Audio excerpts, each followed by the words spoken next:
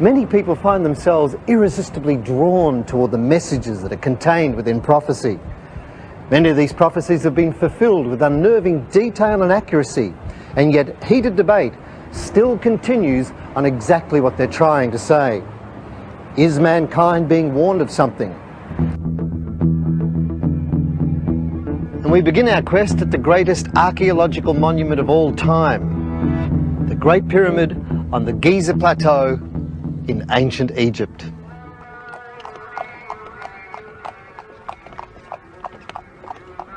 The Great Pyramid stands 46 stories high and dwarfs the Sydney Opera House.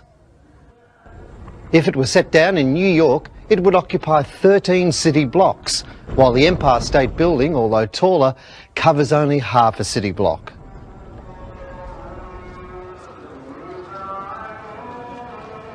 Not only is its sheer size impressive, but it would have to be the most controversial building of all time. The dating of the construction of the Great Pyramid is still up for grabs. Physical evidence seems to only reveal around 2500 to 3000 BC.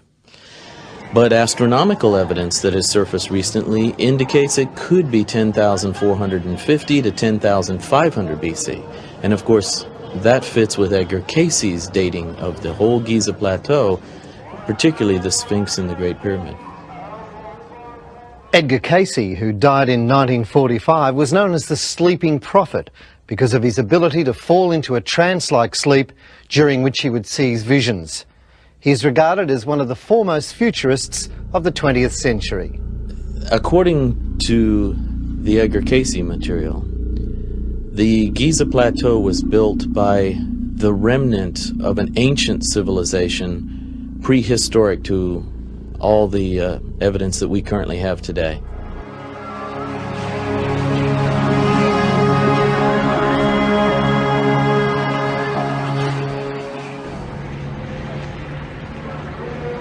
There are several theories concerning who actually built the pyramids. Some say it was the Atlanteans, some say it was the Egyptians, and others even say it could have been extraterrestrials. Perhaps it was a combination of them all. People have laboured for hundreds of years on this site, interpreting and misinterpreting their findings. Their calculations often led them to believe they'd uncovered prophetic meaning within the Great Pyramid's curious sacred geometry. Do the pyramids foretell of future events? Peter Lemasuria, author of The Great Pyramid Decoded, read languages at Cambridge and is a teacher and translator. Over the years, he has focused on ancient Egyptian mysteries and is an authority on the Great Pyramid's internal timeline. Now, the Great Pyramid, again, according to my decoding and a lot of other people before me, contains a, if you like, a blueprint for human evolution, a history of the world in advance. The theory is that when we examine the pyramid's sacred geometry, we can calculate significant historical events such as the outbreak of the First and Second World Wars, the bombing of Hiroshima, the JFK assassination.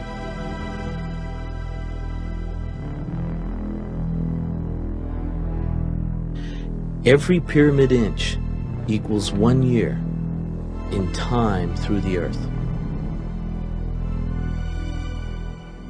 So from the time of, again, 1453 or so BC, it rises until suddenly the roof jumps up. And on this same scale, curiously enough, it happens on the 1st of April AD 33, which seems to be the date of the crucifixion.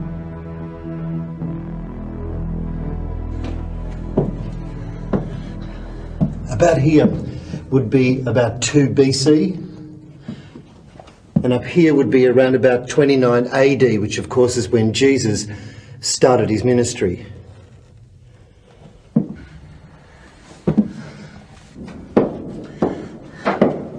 I'm now entering the Grand Gallery with its magnificently engineered corbel ceiling. And this line here, this wall here, represents the year 33 AD, where there's said to be a sudden explosion of enlightenment, this year being the death of Jesus Christ. As we ascend the Grand Gallery, we see how, when measured in pyramid inches, one can pinpoint certain major events in history. According to this method of calculation, great earth changes seem to be scheduled to take place when you take the great step and enter the final chambers toward the king's chamber. Then 1 inch equals 1 month. And we move very quickly from 1938 through 1958, and then from 1958 to 98. Well, I've now reached the top of the Grand Gallery, and this is the great step which represents the year 1999, a shift in consciousness. It's very hot in here and I'm running out of air. But how did they build this engineering masterpiece? Because I can't see how we could do it today. We're going into the King's Chamber now, and I'm very pleased to be here. Here the ceiling drops down dramatically, interestingly enough, between now and the year 2000. So it seems mankind is forced down onto his hands and knees before entering the King's Chamber of Enlightenment.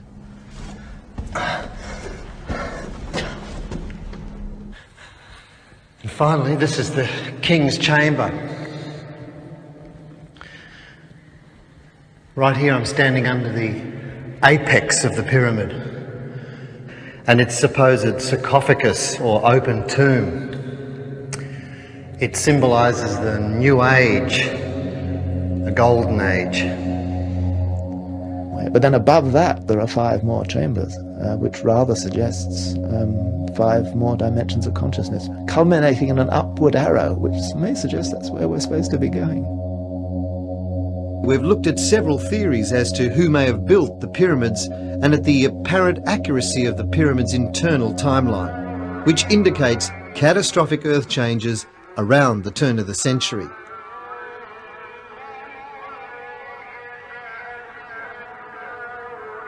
It's incredible to think that some long-lost ancient culture is somehow reaching out to us, the people of the 20th century, and trying to warn us of something. The late Edgar Cayce told us of discoveries to be made beneath the Sphinx in 1998. Cayce foretold of these mysterious chambers containing ancient artefacts being discovered beneath the Sphinx around 1998. He said these discoveries would serve to enlighten mankind. They've found that there are in fact square cavities beneath the Sphinx. They've done this with the ground-penetrating radar. Some researchers that were privy to this exploration say there are metal objects that are within the chambers. Gordon Michael Scannion has become known as a futurist and modern-day prophet. To some, he is a latter-day Nostradamus. Documented evidence exists of his prediction of Hurricane Andrew, which was to be the worst to hit the United States since 1947. Damage was estimated at $15 billion, the costliest hurricane in American history. The Northbridge earthquake in Los Angeles in January 1994. I thought we were all going to die, just terrified, woke up screaming. And the Oklahoma City bombing in 1995, amongst many others. Whilst in a trance-like state, he speaks of reincarnation, healing and prophecy. Chambers that I have seen lead through a series of corridors, and each of these corridors would lead to an anteroom. In the anteroom, you would find that there are guardians there that protect or guard the way for the right time. Those then lead you to the archive rooms. There's some rooms that contain the technology of the day. Other rooms contain the prophecies of the future, the emerald tablets as I've seen them. Another room will take you to the healing arts and the medicine. They've even left behind, so accurate were their predictions, that they left behind seeds and instructions on how to work with seeds to help clean the atmosphere of the volcanic ash that will be coming up shortly. The great changes predicted by the pyramids are expected to occur once these chambers have been opened. So there's a message there, let's look for it, and this is the big thing that's going on at the moment. Let's look for this secret chamber. And the Egyptian government have got a bit fed up and told them there's no more looking for secret chambers, thank you very much. And I can't say I blame them. But of course, if it were right, and the whole thing weren't built by Egyptians, then you can understand their anxiety. The secret chambers beneath the Sphinx may not only contain a hidden repository of knowledge left by the builders of the Great Pyramids, but speculation has it that even the missing capstone of the Great Pyramid may be lying here, waiting to be unearthed. It's difficult to imagine what might happen with the rediscovery and replacing of this missing capstone if it is to play some part in the enlightenment of humankind. Perhaps this capstone acts as a kind of ignition key to activate this remarkable piece of machinery that is the Great Pyramid.